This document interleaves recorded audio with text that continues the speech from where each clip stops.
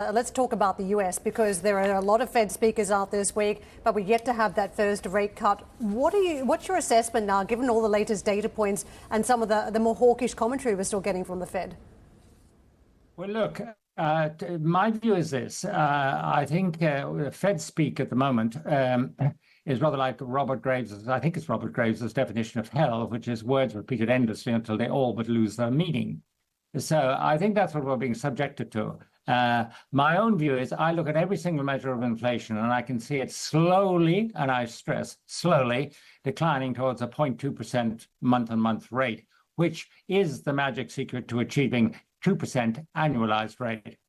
And I am not going to back off the position that I think, although the last mile, to quote Isabel Schnabel, who I think is the intellectual luminary of the ECB, the last mile is a tough mile. When you run a marathon, it's nevertheless getting run. So I think we will see rate cuts. I think we will see the Fed bringing down inflation, even though the economy is relatively robust, certainly on a global scale, very robust. So I remain pretty optimistic that we will get the rate cuts. And if we don't, then, of course, the markets will go down. No doubt about that. It's rate cuts which are everything to the market.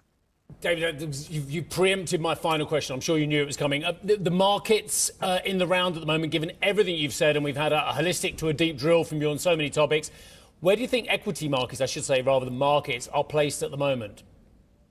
Well, the one thing I would say about equity markets is if we're going to be talking about holistic, is they're not holistic with what's going on in the real world around you. As you can see from looking at China, looking at what's going on in Europe, indeed, looking at the Trump threat overhanging the United States like an axe over a bloodied neck, you would actually say, well, surely some markets, someplace, should be vaguely connecting with this. Well, holistically means connecting. And my comment on the equity markets is the only thing they're connected to is themselves, with a vague valence towards the Fed and interest rates. But that's the end of the story. Intellectually, they don't stretch to what the real world is on about at all, which is singularly nefarious.